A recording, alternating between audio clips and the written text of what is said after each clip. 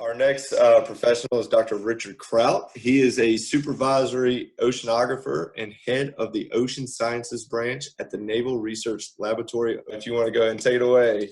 Yeah, hi. As Aaron said, I am a Supervisory Oceanographer at the Naval Research Lab at Stennis Space Center in Mississippi, and I've been there for about 7 years now. And I'll come back to that and tell you a little bit about it in a few minutes.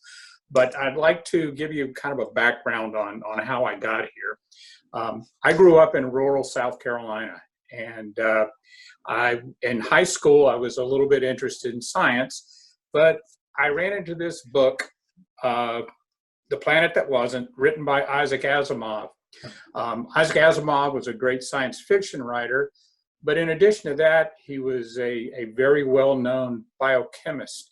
And he had a PhD in it, and just a really, really smart guy. But in this book, he wrote a lot of science fiction, but he does a lot of essays also. So Asimov wrote in one of these essays a treatise that if you look at all the moons in our solar system, the moon that orbits the Earth is completely unlike any of the rest of them. And he went through the mathematics of everything, the orbits, the distance, gravity, and everything, and came up with the conclusion that the Earth and the Moon are basically a double planetary system. And I was fascinated by this, and I looked and I understood the math, I understood the statistics. I said, well, maybe this is something I can do. At the time, my grandfather was a carpenter, my dad was a carpenter, my uncles were carpenters, my brother grew up to be a carpenter. So I kind of broke the mold and went to school at the University of South Carolina. While I was there, I was looking to be a chemical engineer, sort of like what Alan was talking about. But while I was taking my first year of classes, they started a marine sciences program there. And I became interested, and Jacques Cousteau was very famous back then. So I said, well, I'll just become a marine biologist and swim with the dolphins and be out on the water all the time. So when I got to the University of South Carolina, I took a class, and the first question they asked was, how many of you are going to be biological oceanographers? 95 people out of 100 raised their hands. And that was the day that I decided I was going to become a physical oceanographer. I could handle the math, and I understood the physics. So you never know what's going to happen, so be sure you're prepared. After earning my PhD at Louisiana State University, I got a job with the Naval Oceanographic Office at Stennis Space Center.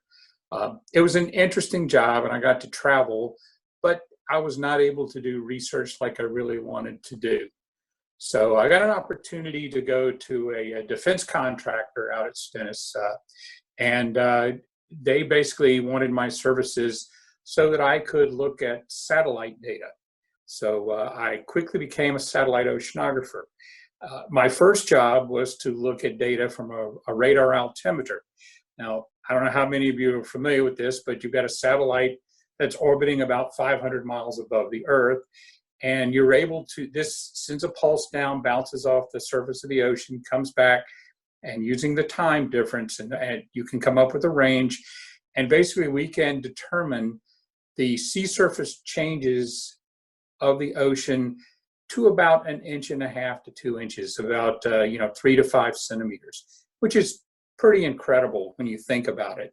But what my job was to look at a particular area of the Earth, the Gulf Stream. And when you look at the Gulf Stream, you've got all this warm water in the Sargasso Sea. You've got cold water on the other side of the Gulf Stream that comes down from the Labrador. And so you actually have a sea surface height difference of about 1 meter from the warm water that is higher than the cold water. So I was able to look at that data from this radar altimeter and be able to determine where the Gulf Stream was. And you would get passes every few days, and it was just really interesting.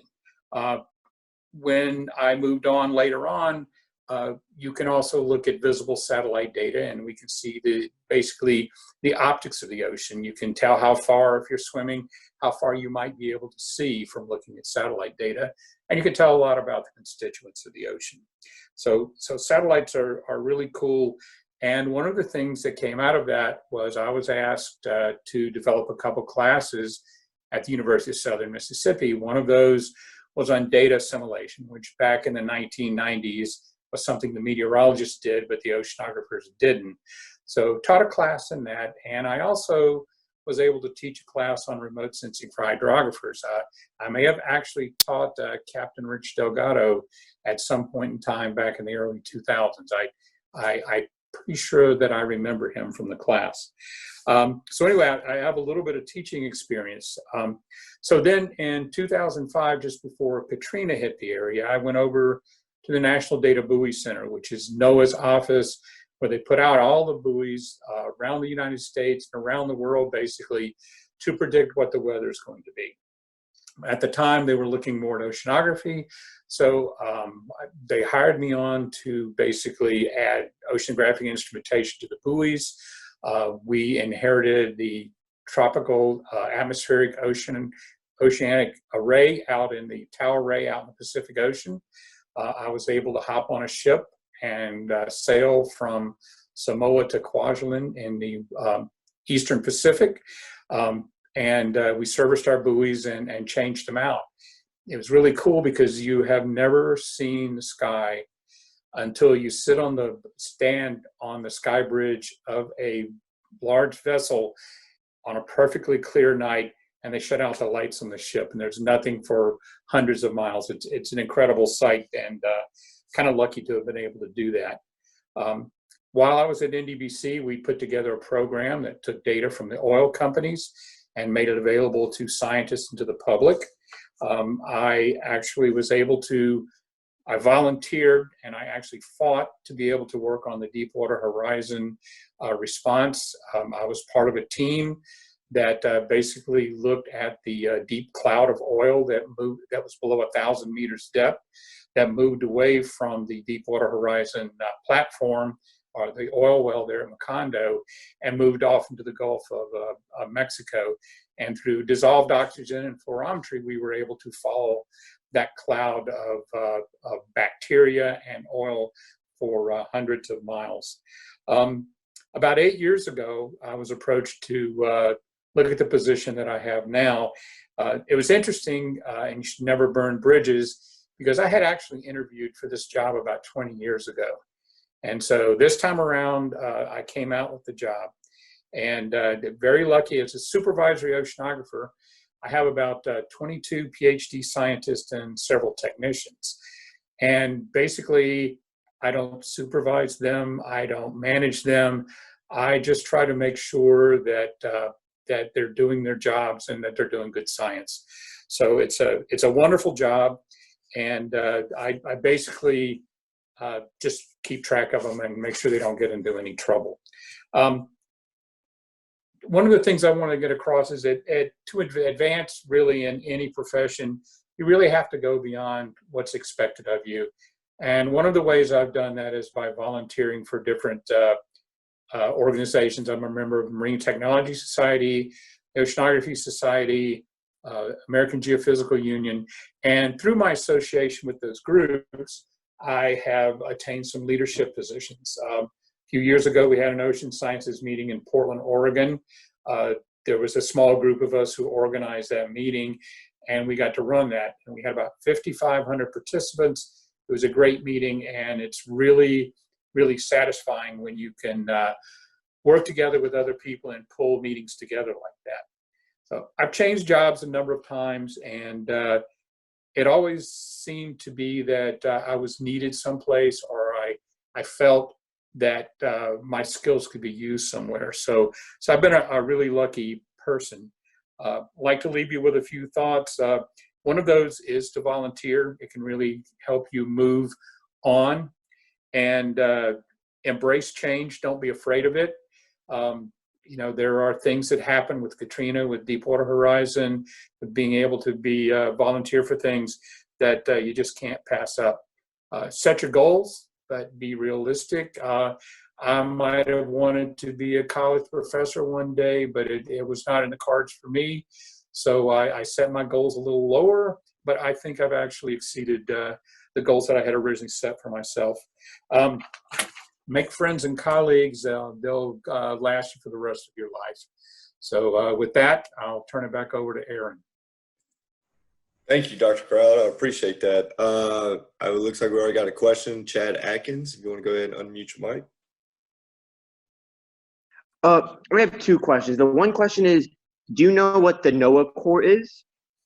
Oh, absolutely. Yes. And so, go ahead. Sorry. Because if so, what's the difference between the NOAA core and being a Navy oceanographer? They're both uniformed services. NOAA Corps officers basically work on around the United States and their territories.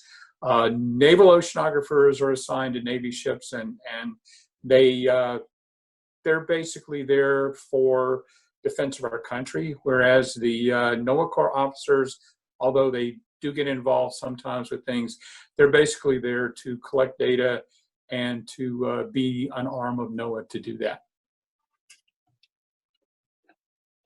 You got another question? That was all. Thank you very much. Sure. Anybody else have any questions? I noticed when you were explaining about the view of the sky in the middle of the ocean, right? I saw Rich give you a thumbs up on that. I'm sure he's some of those nights. I'm sure he's seen it plenty of times. If no one else has any questions, we'll go ahead and move on to our next speaker. Thank you so much, Dr. Crout. Thank you, and I appreciate the opportunity, and I just wish everybody were here. We have one more question. Hold on. Oh, one more. Oh, no, it went away. Oh, there we go. Yes. Jonathan, if you'd like to go ahead. What's your favorite work by Isaac Asimov?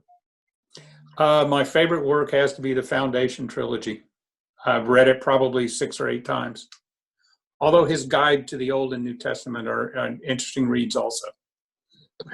Thank you. You're welcome. Awesome. Thank you so much.